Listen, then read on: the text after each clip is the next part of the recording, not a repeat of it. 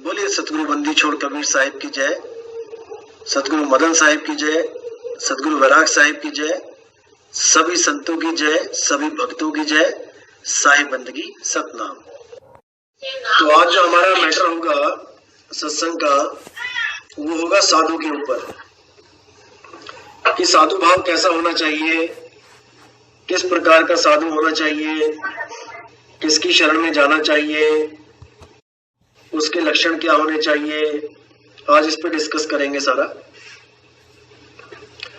सबसे पहले तो ये है कि सब साधु अपनी रहनी में होना चाहिए, जिसके लिए मैंने पहले भी बताया था सत्संग में।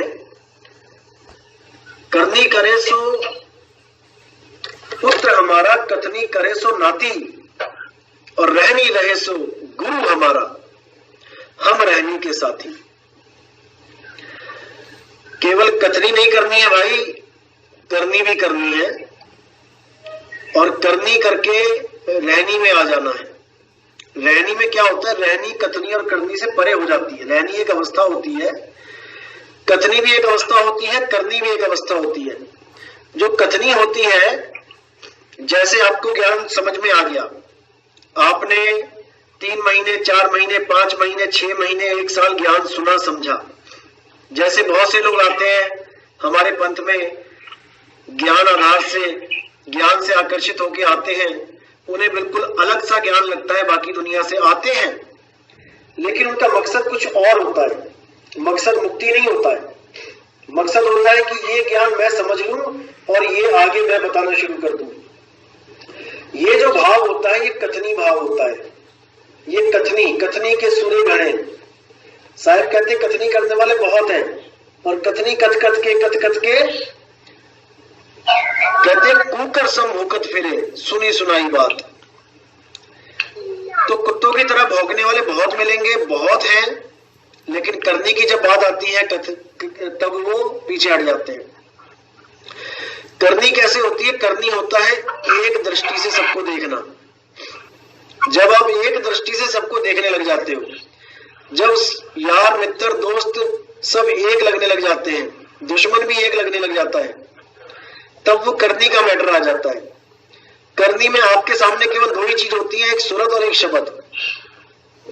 आपको अपनी सूरत भी शब्द में लगानी होती है, और जो सामने आपको आदमी दिखाई दे रहा है, कोई जीव दिखाई दे रहा है, उसको भी आप सूरत रूप में मान के उसमें भी आप शब्द गुरु को प्रकट समझो। मैं फिर बोल रहा हूं, ज्ञान अज्ञान का झगड़ा सदा से चलता आया है, चलता रहेगा, इसको कोई रोक नहीं सकता। बड़े बड़े भगवान इस दुनिया में आए, लेकिन धर्म अधर्म का युद्ध सदा से ही होता आया है और होता रहेगा, इसको कोई टाल नहीं सकता।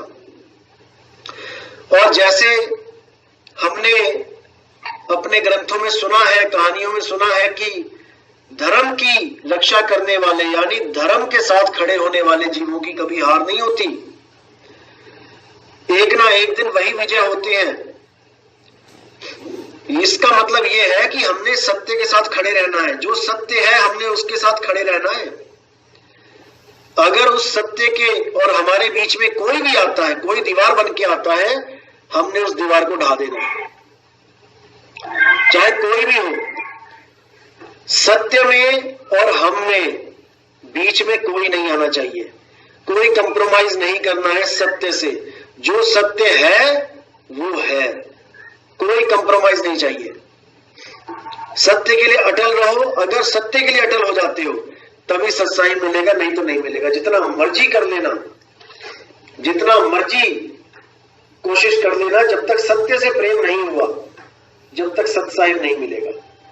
क्योंकि सत्साई को मिलने की पहली पौड़ी ही सत्य है, इसके अलावा कुछ नहीं है। जब आप सत्य से प्रेम करने लग जाते हो तो देखो, जो हमारे पुराने गुरु हैं, अधूरे गुरु हैं, हम कैसे उनको छोड़ छोड़ के आगे बढ़ते हैं। क्यों बढ़ पाए हम कौन सी ताकत ने हमें आगे बढ़ने का साहस दिया?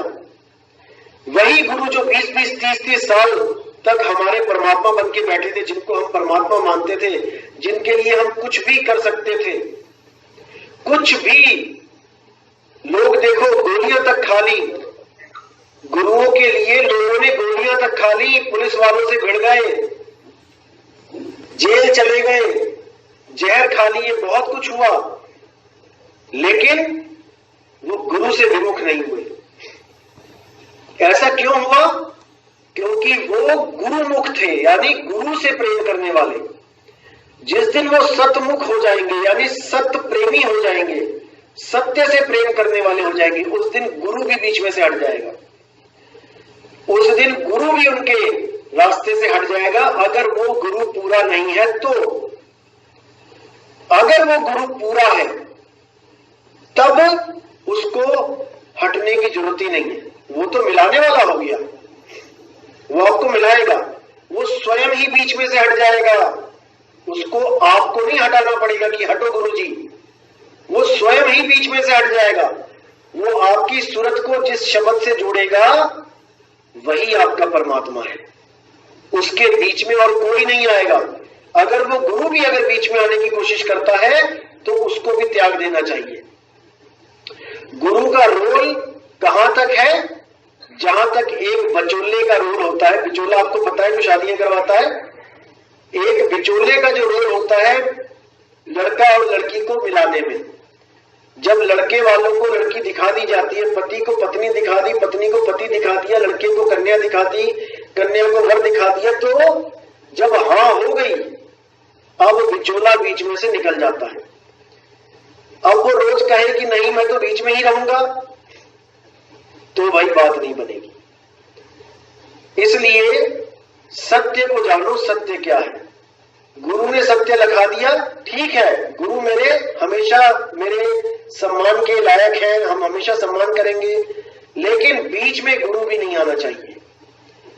जब आप भजन करो, ध्यान करो तो ठीक है, एक बार गुरु को नमस्कार किया कि गुरु गोविंद दोनों खड़े काको वागो गाए, बलिहारी गुरु आपने गोविंदियों लिखाए, गुरु को नमस्कार किया और अपना भजन में बैठ गए। अब ये ज्ञान अगर देने वाला आपके जीवन में साधु आता है तो स्वीकार है, लेकिन अगर और कोई अड़ंगा बीच में डाला जाता है साधु के द्वारा, क्योंकि साधु बहुत से हैं, परमात्मा परमात्मा करते करते इकट्ठा करते हैं परमात्मा के नाम पे लोगों को, और उसके बाद खुद ही परमात्मा बन के बैठ जाते हैं कि मैं ही पार करूंगा। अगर मुझसे विमुख हो गए तो नरकों में चले जाओगे, मुझसे विमुख हो गए तो 84 में चले जाओगे। ऐसा कुछ नहीं होता भाई। हमने सत्य को जानना है। सत्य क्या है? सत्य ही साहिब है। और हमने ऐसे गुरु की तलाश करनी है जो गुरु हमें सत्य से जोड़े, ना कि खुद से। अगर कोई गुरु खुद से जोड़ता है तो वो गुरु कहलाने लायक नहीं है। तो साहिब ने साफ बोला है, निज स्वार्थ के कारण सेव करे संसार, बिन स्वार्थ भक्ति करे सो भावै करतार। स्वार्थ, अपने स्वार्थ के कारण जो गुरु बन के बैठ गया, यानी कि एक झोपड़ी में रहता था, धीरे धीरे धीरे क्या हुआ, प्रचार होने लगा, माया आने लगी, अब झोपड़ी नहीं भा रही है उसे, अब वो ज्यादा चेले इकट्ठे कर रहा है ताकि महल बना लिया जाए। अब एक झोपड़ी में जीवन निर्वाह करना मुश्किल हो रहा है उसको। अब देखते देखते 2 कमरे बनाए, देखते देखते 10 बना लिए, देखते देखते 100 बना लिए, और वो विस्तार माया का होता ही चला गया। तो अगर ऐसा गुरु भी मिलता है तो भी उसको तत्काल त्याग देना चाहिए। माया का विस्तार नहीं करना है, माया से तो पीछा छुड़ाना है भाई, माया से पीछा छुड़ाना है, चाहे वो चेला है चाहे वो गुरु है। अगर माया के पीछे लगेगा तो भटका खाएगा। क्योंकि कबीर साहब ने साफ बोला, माया माया सब कहे, माया चीने ना कोए, और जो मन से ना उतरे माया कहिए सोए। अब बड़े बड़े आश्रम बना के क्या गुरु के मन से वो आश्रम उतर पा रहे हैं? जितनी चिंता आपको अपने घर की नहीं है, क्योंकि आप ताला लगा के गए हो आश्रम पे दर्शन करने, आप परमात्मा के सहारे छोड़ के गए हो अपने घर को, जितनी चिंता आपको नहीं है उससे लाख गुना चिंता उनको अपने आश्रमों की है। उनको अपने आश्रमों की आपसे लाख गुना ज्यादा चिंता है। तो चिंता में कौन है, चिंतन में कौन है? ईंट पत्थर। अगर ईंट पत्थर का साधु चिंतन कर रहा है तो ना भावे करतार, कर्ता पुरुष को वो नहीं भाता है। साफ बोल दिया, सीधे सीधे बोल दिया कि निज स्वार्थ के कारण, अपने स्वार्थ के कारण सेव करे संसार, यानी संसार में सेवा कर रहा है, प्रचार कर रहा है अपने कारण, कि मैं एक झोपड़ी में रहता हूं, मैं थोड़ी और बड़ी कर लूं, और बड़ी कर लूं, और 2-4 गाड़ियां आ जाएं। तो कहते हैं बिन स्वार्थ भक्ति करे सो भावे करतार। चाहे वो भगत है, चाहे वो साधु है, चाहे वो गुरु है, जब अपना निज स्वार्थ हटा के सेवा भाव से जब संगत की सेवा करता है, चाहे वो गुरु है, जीवों की सेवा करता है, तब भावे करतार, तब परमात्मा को भाता है। बाबा नानक देख लो, कन्याकुमारी से लेके अरब देश तक प्रचार करते चले गए। कितने आश्रम बनाए उन्होंने, कितने बड़े बड़े महल बनाए उन्होंने रास्ते में। क्या उनके पास क्या कमी थी पैसों की? उनके भी कई ऐसे भगत थे जो बड़े बड़े सेठ साहूकार थे। मीराबाई इतनी बड़ी रानी थी, रविदास जी के पास गई थी हीरा लेके कि इसको बेच के एक महल खड़ा कर लेना। क्या किया उन्होंने? एक झोपड़ी में रहे, क्योंकि ये माया की भूख किसी की नहीं उतर रही है। जब तक ये माया की भूख नहीं उतरी, जब तक अपने आप में संतुष्ट नहीं हुए, चाहे वो गुरु है चाहे वो चेला, भव सागर पार नहीं हो सकता। कोई इस गलत फहमी में ना रहे कि मैंने गुरु पद को धारण कर लिया तो मैं बच गया। ऐसा नहीं है भाई। चाहे है गुरु चाहे है चेला, एक डाल दो पंछी बैठे, एक गुरु एक चेला, और गुरु की करनी गुरु भरेगा, चेले की करनी चेला। दोनों को भुगतान करना पड़ेगा भाई। क्या आज के गुरु क्या बीमार नहीं पड़ रहे हैं? क्या आज के गुरुओं का एक्सीडेंट नहीं हो रहा है? क्या आज के गुरु दवाइयां नहीं खा रहे, ऑपरेशन नहीं हो रहा उनका? क्या सब कुछ हो रहा है? यही कर्मों की मार है, यही कर्मों की मार है। गुरु पद इसलिए जरूरी होता है क्योंकि अगर चेला चेले को बताने लग जाए, नामदान देने लग जाए, तो ये ऐसे हो जाता है मानो एक भेड़ दूसरे भेड़ को रास्ता बता रही है। ये भेड़वाद हो जाता है। भेड़ एक दूसरे को रास्ता नहीं बता सकती, क्योंकि भेड़ तो खुद अपनी भेड़ चाल में फंसी हुई है। इसीलिए सत्य बताने के लिए एक महापुरुष को इस संसार में आना पड़ता है। जब तक वो महापुरुष आके इन भेड़ों को ठीक नहीं करता, हाँकता नहीं है, ये भेड़ें घर नहीं पहुंच सकती। ये एक के पीछे एक करती हुई किसी कुएं में जा गिरेंगी, किसी खाई में गिर जाएंगी, क्योंकि भेड़ दिमाग नहीं लगाती है कि मैं कहां जा रही हूं। बस मुंडी नीचे करके एक दूसरे के पीछे चली जाती है। तो भेड़ों को संभालने वाला वो सतगुरु है, वो परमात्मा है। वही जब तक आपके जीवन में नहीं आया, जब तक बात नहीं बनेगी। वही परमात्मा एक आदमी का रूप धारण करके आता है, और वही हम जीव रूपी भेड़ों को हाँक के अपने घर लेके जाता है, सत्यलोक को लेके जाता है। सतलोक यानी मेरा सत्य स्वरूप, 3 लोक यानी ये मेरी काया। 3 लोक है देह में रोम रोम में धाम, और सतगुरु बिन ना पाइए सार शब्द निज नाम। बिना सतगुरु के सार शब्द नहीं मिलता। सतगुरु कैसा होना चाहिए? सोई सतगुरु मोहे भावे, जो भोग में जोग लखावे। यानी आपको ग्रस्त जीवन में ही एक ऐसा ज्ञान दे दे जिससे आप पार हो जाओ। आपको जंगलों में ना जाना पड़े, आपको वनों वीरान में एकांत निवास में ना जाना पड़े, घर बैठे आपको वो वस्तु मिले। ऐसा गुरु चाहिए जो ऐसा दे सके। और जब तक गुरु भेद नहीं बताता है, जब तक जीव को समझ नहीं आता है कि वो करे तो करे क्या। अब कई लोग कहते हैं कि गुरु क्या दे सकता है? भाई गुरु क्या बता सकता है? गुरु तो 52 अक्षर ही बताएगा। ज्यादा से ज्यादा क्या करेगा गुरु?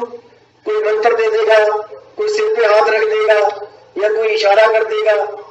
इशारा भी 52 से होता है, मंत्र भी 52 से होते हैं, सिर पे हाथ रख देगा वो भी 52 से ही है, वो भी शरीर 52 ही है। कुछ लोग ऐसी बातें भी करेंगे, लेकिन उनको जवाब क्या है कि भाई कोई भी बात है, कोई भी ज्ञान है, आज हम परमात्मा परमात्मा भी कर रहे हैं तो वो भी तो 52 अक्षरों की ही देन है। अरे हमने 52 अक्षरों में ही पढ़ा परमात्मा, तभी तो उससे लगन लगी। अगर 52 अक्षर ना होते परमात्मा तो तब भी था, लेकिन आप खोजी कैसे होते? परमात्मा तो तब भी था, और जब ये 52 नहीं रहेंगे तब भी रहेगा, लेकिन आपको खोज कैसे पता लगती? इसलिए 52 अक्षर भी अपने रोल में ठीक है, आपको खोज करने के लिए बहुत अच्छे हैं। अगर आप इंग्लैंड में चले जाओ, जापान में चले जाओ, आपको पता ही नहीं है वहां पानी का नाम क्या रखा गया है, आप मांगोगे क्या? वहां पानी मांगने के लिए कुछ तो होगा ना।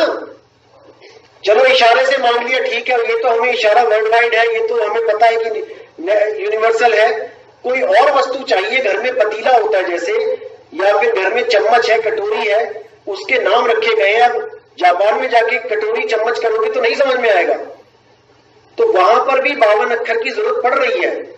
ये संतों की जितनी वाणियां हैं ये 52 अक्षरों में ही लिखी गई हैं, लेकिन 52 अक्षरों के द्वारा ही 52 अक्षरों को काटा जा रहा है वाणियों में। जैसे आपको चुप कर, आप किसी क्लास के टीचर और बच्चे बहुत शोर कर रहे हैं, अब आप वहां पे क्या करो कि वो शोर करना बंद कर दे? तो आपने वहां पे 52 अक्षर बोलने हैं। क्या बोलना है? बच्चों शांत रहो। अब आपने वहां 52 अक्षर बोले, बच्चों शांत रहो। अब अगर वो बच्चे इस भाषा को जानते हैं तो वो समझ जाएंगे 52 अक्षरों के द्वारा कि टीचर कहना क्या चाहता है। ये जपने के लिए नहीं दिया मंत्र, ये उसको समझाने के लिए बताया गया। ये शांत रहो शांत रहो शांत रहो जपना नहीं है, इसको जपने से शांति नहीं आएगी, इसको समझने से शांति आएगी। आपने समझ लिया कि टीचर क्या कह रहा है, शांत रहो, और आप शांत हो जाओ, मत बोलो, हो गई शांति। तो इसी प्रकार 52 अक्षर कहां तक जरूरी है? उस वस्तु के बारे में जानने भर के लिए जरूरी है। उस वस्तु के बारे में जान लिया, 52 अक्षरों का रोल खत्म। अब 52 को कुछ नहीं करना है, बस खत्म। अब क्या रहता है? अब रहती है सैन। अब सतगुरु सैन बताएगा कि जिस चीज के लिए तुम आए हो, परमात्मा, भगवान, गॉड, अल्लाह, वाहिगुरु, जिसके लिए तुम आए हो, वस्तु है कहां? और वो वस्तु तुम्हारे ही पास है। वो कहीं गलियों में, सड़कों में, जंगलों में नहीं पड़ी है। उस चीज को आपके पास ही रखा गया, बस आपको भेदी गुरु चाहिए। जैसे ही भेदी गुरु मिला, उसने सैन दिया और आप 52 से न्यारे। अब सूरत को शब्द का सैन मिल गया। अब वो सूरत लगातार उस शब्द का अभ्यास करेगी। जब वो अभ्यास करेगी, क्योंकि गीता में भी बोला है कि अभ्यास और बैराग 2 प्रकार की तलवारें हैं जिसके द्वारा हमें आत्मज्ञान, परमात्म ज्ञान प्राप्त होता है। अभ्यास और बैराग। अभ्यास यानी बार बार अभ्यास करना, जो गुरुजी ने बताया है बार बार उस पर अभ्यास करके उसको प्राप्त करना। और बैराग यानी कि दुनिया को असत्य मानना, असत्य जानना, इन तत्वों के पीछे ना भागना, ये बैराग है। जब आपकी सुरती इन तत्वों के पीछे नहीं भागेगी, किसी की कार देखी आपने बहुत बढ़िया 50 करोड़ की, अब उसको देखने के बाद आपके मन में 1% भी ये ख्याल नहीं आना चाहिए कि काश ये मेरे पास होती। अगर ये ख्याल आपके मन में आ गया तो समझ जाओ कि आपने एक बीज बो दिया। अब आपने अगर ये बीज बो दिया तो भैया इस पे जल मत डालना, पानी मत डालना। अगर आप खेत में बीज भी डाल देते हो और पानी ना डालो, वर्षा ना हो, तो वो पैदा नहीं होता। अगर बीज डल भी गया तो उस पर पानी मत छिड़कना। पानी का मतलब क्या है? रोज रोज विचार मत करना उस पर। एक बार विचार आ गया कि हाँ मेरे पास होती, चलो ठीक है, उस बीज को नष्ट कर दो, उस पर पानी मत छिड़को रोज।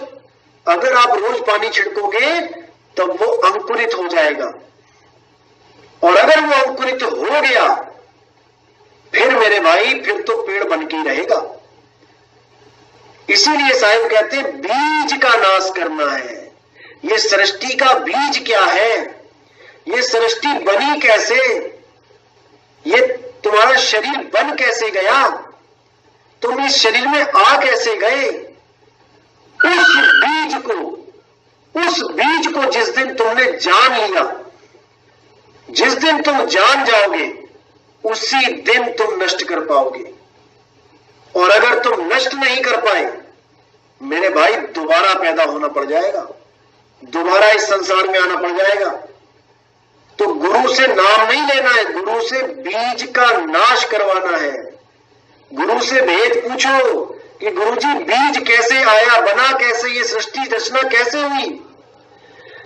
यही एक फार्मूला है सच्चे गुरु और झूठे गुरु को पहचानने का। अगर वो गुरु सृष्टि रचना नहीं बता पाया, अगर उसने उठा के कभी सागर वाली सृष्टि रचना बता दी आपको कि परमात्मा के 16 पुत्र थे, उसमें से एक काल निरंजन था, उसने झगड़ा किया, राज मांगा, तपस्या करी और ये लोक दे दिया बना के परमात्मा ने, अगर ये बात करता है गुरु, तो समझ जाना उस गुरु के पास बीज का ज्ञान नहीं है। अगर कोई गुरु ये बोलता है कि तुम पहले एक रस में थे, फिर तुम 5 रसों में आ गए, तुम्हें मन तुम्हारा खींच के ले आया, 5 विषय विकार में लेके आ गया और यहाँ पे तुम मगन हो गए, पहले एक रस में थे, अब यहाँ 5 रस में आ गए, 5 ज्यादा होता है एक से, इसलिए आ गए शब्द स्पर्श रूप रस गंध में। अरे भाई, जब हम एक रस में थे तो हमें तो पता भी नहीं था कि 5 रस होते कैसे हैं, हमें उसका लालच कहां से आ गया। लालच उसका होता है जिसका आपको ज्ञान होता है। जैसे किसी नशेड़ी को, किसी दारूबाज को अगर आप बोलो कि चल भाई दारू पीने चलते हैं, तो वो 10 किलोमीटर चलने को भी तैयार हो जाएगा, क्योंकि उसको पता है, उसको बोध है, उसको ज्ञान है कि दारू का नशा कैसा होता है। वो भागा जाएगा आपके साथ। अगर आपको कोई बोले चल भाई हीरोइन पीने चलते, हीरोइन एक नशा होता है, अब आपको तो पता ही नहीं है, आपको तो लालच ही नहीं है उसका, आपको कैसे कोई लेके आ सकता है? नहीं आ सकता। तो इसीलिए सृष्टि रचना का बीज जानना है। किसी भी गुरु से नाम लेते हो, पहले गुरु से सृष्टि रचना पूछो, क्या उसको पता है? अगर गुरु सृष्टि रचना बता सकता है तो याद रखना वो खत्म भी करवा सकता है। कोई भूल होती है, कोई गड़बड़ होती है, अगर वो भूल पता है गुरु को कि भूल कहां पे हो रही है, भाई ठीक तो वो तभी करेगा ना। जैसे बच्चे हिसाब किताब लगाते हैं, जैसे आप दुकान में भी हिसाब किताब लगाते हो, हिसाब किताब लगा के अगर लास्ट में जो योग है वो सही नहीं आए, तब आप दोबारा चेक करते हो, तिबारा चेक करते हो। जब तक गलती पकड़ में नहीं आई वो योग ठीक नहीं हो सकता। अब गलती जिसके पकड़ में नहीं आई वो सतगुरु कैसे हो सकता है? वो तो गलत ही हुआ। अब वही बंदा किसी और के पास जाता है कि देखो जी इसमें कुछ गड़बड़ है, मुझसे ये कैलकुलेशन कर रहा हूं, पूरी नहीं आ रही है। अब वो बंदा जानकार है, वो 2 मिनट में गलती पकड़ लेगा कहां पे है। अब जैसे ही वो गलती पकड़ेगा वैसे ही आपका हिसाब किताब बिल्कुल करेक्ट हो जाएगा, वो उसको ठीक कर सकता है। जिस गुरु को सृष्टि रचना का भेद पता है, पूर्ण रूप से एक एक चीज अनुभव पता है कि सृष्टि रचना का अनुभव क्या है, अनुभव ज्ञान से बताए, वही सतगुरु है। जो सृष्टि रचना नहीं बता पाए वो सतगुरु नहीं है। इसीलिए सृष्टि रचना में अभी नहीं खोल रहा हूं, ये 2021 में खोलेंगे, जब 2020 में जितने भी गुरु बैठे हैं, जब सबके पास ये इंफॉर्मेशन पहुंच जाएगी, हर शिष्य अपने अपने गुरु से ये सवाल करेगा कि मुझे सही सृष्टि रचना बताओ। जब गुरु सब फेल हो जाएंगे, सृष्टि रचना नहीं बता पाएंगे, तब असल में सृष्टि रचना खोली जाएगी कि वो है क्या। तो अभी उसमें इंतजार करना पड़ेगा, लेकिन परमात्मा की दया होगी, सारे भेद खोले जाएंगे। लेकिन वही बात है कि सत्य के साथ अटल रहो। सत्य है तो साहिब है, क्योंकि सत्य ही साहिब है। सत्य से प्रेम नहीं करोगे तो साहिब से प्रेम नहीं किया, क्योंकि साहिब बार बार कह रहे हैं कि साहिब साहिब सब कहे मुझे अंदेशा और साहिब से परिचय नहीं बैठोगे किस ठोर, क्योंकि साहिब ही सत्य है। साहिब कोई देह नहीं है कि किसी गुरु को साहिब समझने लग जाओ। साहिब का मतलब है सत्य, इसीलिए उसको सत्य साहिब कहते हैं। तो भाई विचार करना है, विवेक लगाना है और सत्य असत्य का निर्णय करना है। आज का सत्संग यही समाप्त करेंगे और कल 5:30 बजे फिर मिलते हैं। इसी के साथ मुझे विदा करें। साहिब बंदगी सतनाम।